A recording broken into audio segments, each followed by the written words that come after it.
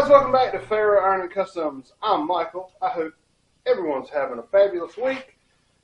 This week, my goal is to try to get the Y block that we had determined as a 272 Y block. My goal is to get this engine running this week, just so I can, check that box that we heard it run. Maybe it'll make us feel a little better, that we hear the engine run, It's always exciting to hear an engine run, right? So we're going to jump into it. In the previous video, we talked about the intake that was on the truck was not sealing properly because it was an intake from a 256, and the intake ports on the head are different on the later model Y blocks, the bigger Y blocks, 272, the 292, and the 312. The intake ports are a different size. I know the 239 used a different camshaft. I think the 236, some of them did have a different camshaft, some of them didn't have a different camshaft. There's a different distributor gear. There's a different oil pump. They use a slotted oil pump rod on the early Y blocks and a hexagonal pump on the later, and that's all subjective, and depending on who you ask, as to what went with what, my guess is these engines are 70 years old now, and a lot of people could have been working on them and changing things, just like with this one. It was supposed to be, it was out of a 54 Mercury, and we thought it was a 256, and it's a 272 block. So, all right, we're going to jump into this, and I'm already where I'm at.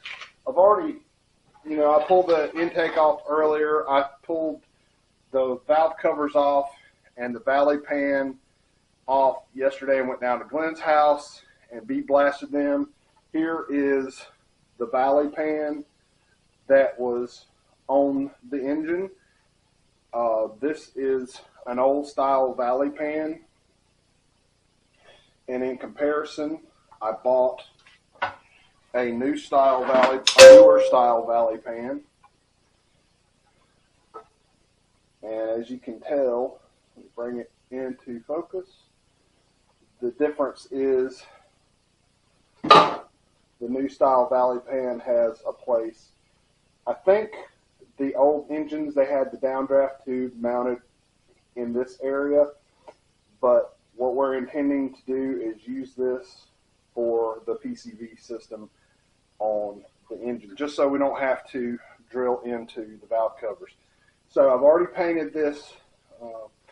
This is old, like Ford red, or the paint that's supposed to match Ford red. Like I said, this cover was a little pitted, worse than I thought it was. And when I painted it, it looks a little pitted, but it's a rat rod. So, it ain't perfect, but it's 100% good enough. Let's jump into this. All right, guys, here I am trying to install this valley fan, and if I am to understand correctly, the correct way to install this would be pull the head off, but I am told, because we pulled the other one off with a screwdriver, but there just is enough room to squeeze down. Oh, that wasn't so bad. That was a whole lot easier than taking it off. Yep. So there just is enough room to get the pan down past the intake ports in the head. You have to kind of shift it as far to the side. I think they said use like a gasket scraper. I just used my little small short pry bar, and it fit. So with this valley pan, I was going to tell you, the gasket I'm using is a Fel Pro number PS10700C. This came from the O'Reillys, and it came with the gasket and 2 new rubber seals for the center of the pan. Now I got to find the bolts and clean them up, and we'll come back. Okay guys, went ahead and got the valve covers put on. Again, I used the Velcro gasket. This was from the O'Reilly's VS 10680C. So it's still, these are still available. Same with the intake gasket. If I forget to tell you, that's the part number, if you can see it, for the intake gasket set. And do bear in mind that if you have one with the old smaller intake ports, you will use a different gasket. So with that being said, the valve cover gaskets are probably thicker than they would have been. I actually had to turn that stud out just a little bit to even get the nut started. So I was kind of wondering, and if we ever pull the valve covers off again, I may just buy a set of the rubber valve cover gaskets, like what would go on a Vortec Chevy V8, like 350, with the Vortec heads, with the center bolt heads, and see if it's the same size. Because if you were able to put a rubber gasket on these valve covers, it would, in my mind, most definitely help prevent leaks in the future. So that's something we can think about later on. I like the Mercury valve covers. Like I said, the whole engine is going to end up getting painted. Right now, I'm just kind of trying to not have to pull the intake back off of it and painting what won't be able to get painted. The valve covers we could have painted with the intake on it, but most definitely that valley pan under the intake, you never would have got it painted with the intake on top of it completely. So that's the reason why I went ahead and did this. We will be painting the engine sometime in the future when I fix the block. When I pull the engine back out, we have those 2 bolts to fix in the bell housing of the block. So, or 2 bolt holes that are broken and missing out. Kind of got a plan for that. I've already got the nickel rods to do that with, and we'll show you all that when we get to it. So right now we need to move on to the intake. I'm probably going to have to turn a fan on because it's hot. Okay guys, I'm trying to get this plug out. We're going to have to find a pipe plug to go in place of this. This is where your choke tube that would go up to where your carburetor would pull a vacuum through your choke, which will be mounted over here, and it runs into the crossover exhaust port on the manifold. I've already broken my impact driver bit, and then I can't do anything with it with a chisel. Okay, I went ahead and turned the heat up on the welder to kill mode. So what we're going to do is create somewhere to weld this nut to.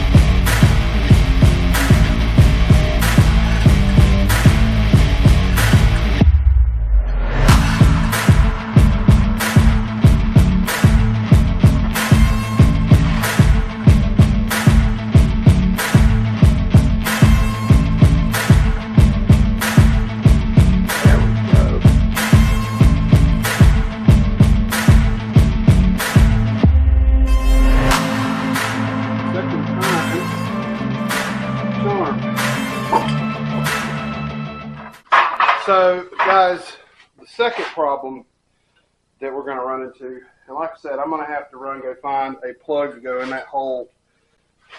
I'll probably take off and run to the parts store here in a little while. But the second problem that we're going to run into, and I talked about this when we tried to install this on the other intake manifold, is that these ports do not line up worth it. I don't know if y'all can see down in there. Let me bring that in. Alright guys, can y'all see that? I don't know if y'all can see that. But if you look down inside these ports, you see that step? We're going to have to do something about that.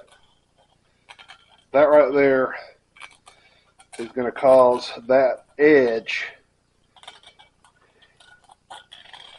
is going to cause turbulence when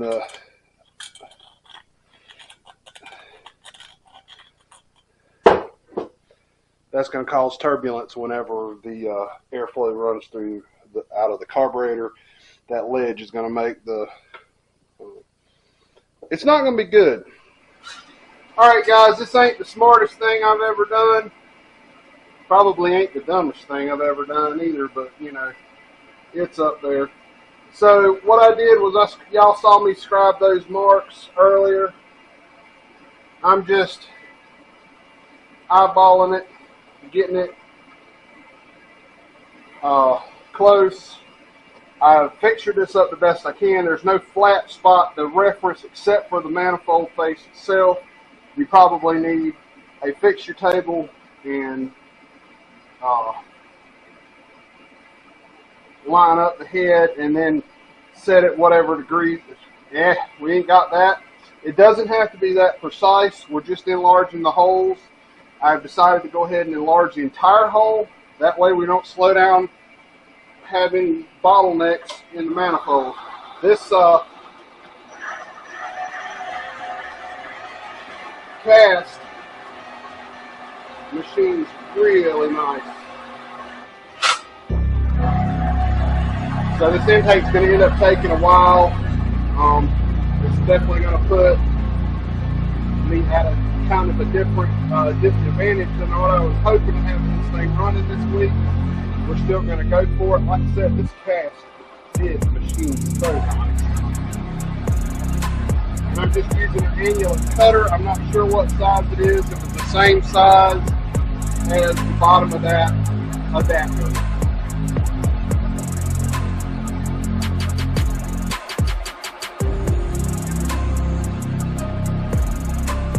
Guys, I stress, if you got something that this is tight, but be mindful that this thing grabs.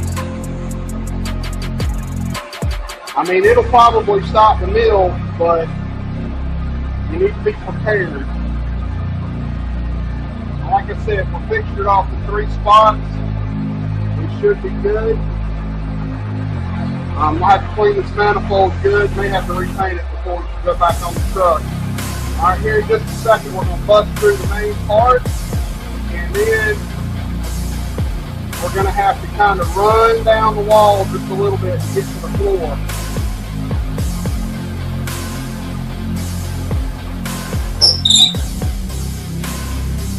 Okay, yeah, there we go. That's perfect. That's perfect. I like that. Alright, I'm going to get the other ones done and we'll come back. Alright guys, we're back at it today. I did get that manifold finished yesterday.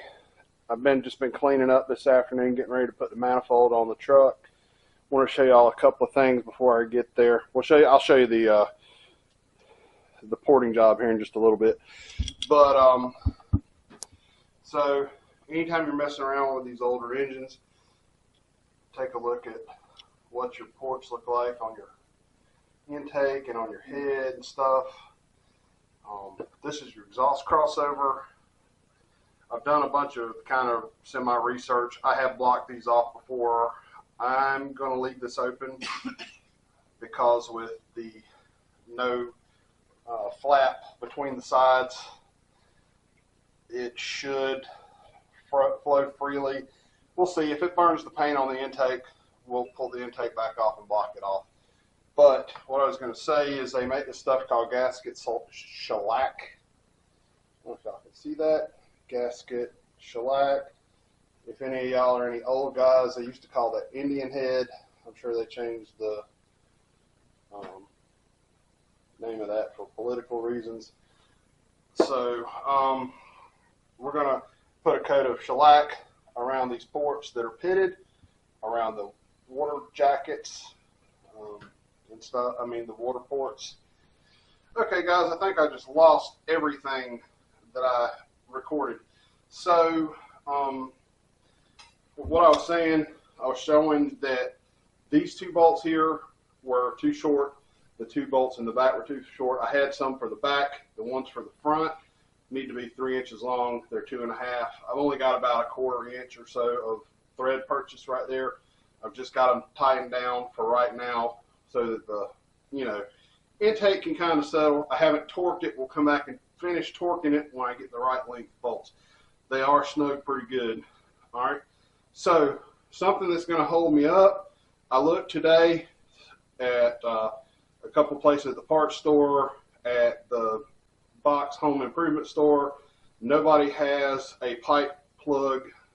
The one I'm looking for is the one that you use an Allen wrench to put in and will sit below the level of that surface.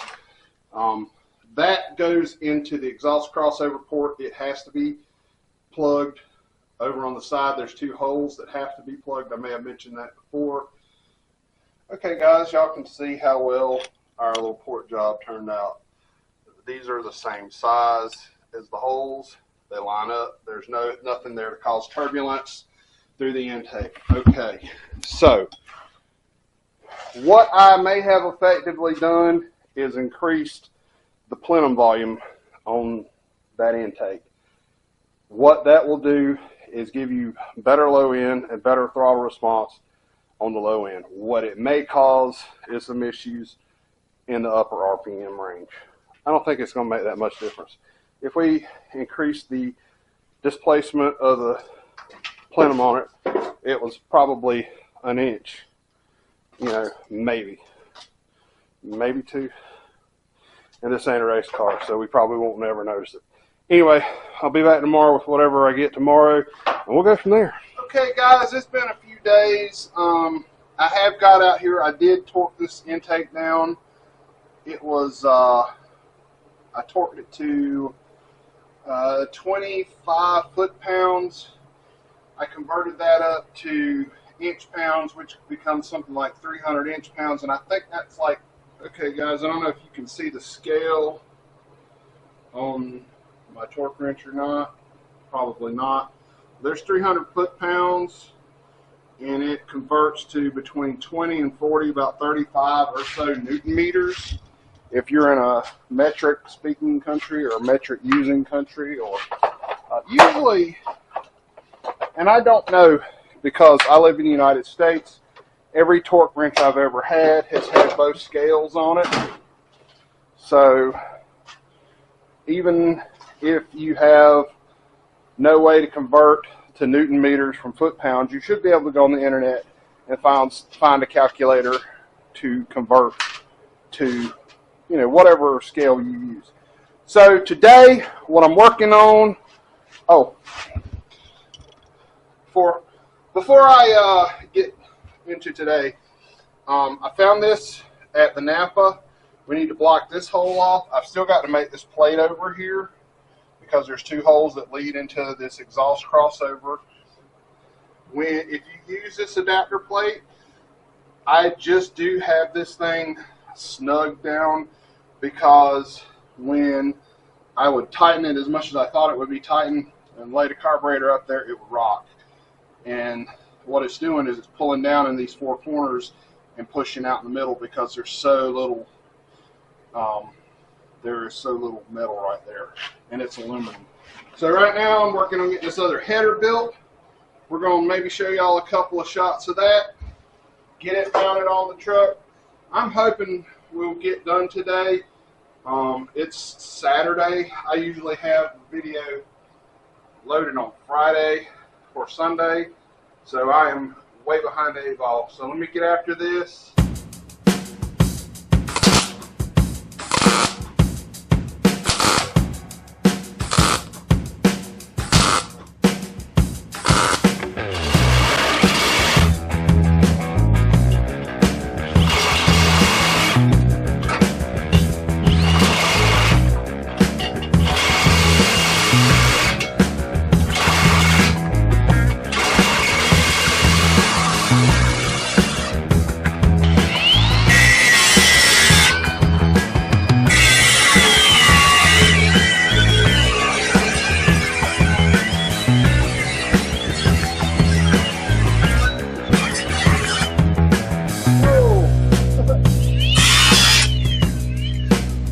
Alright guys, I got that other header built.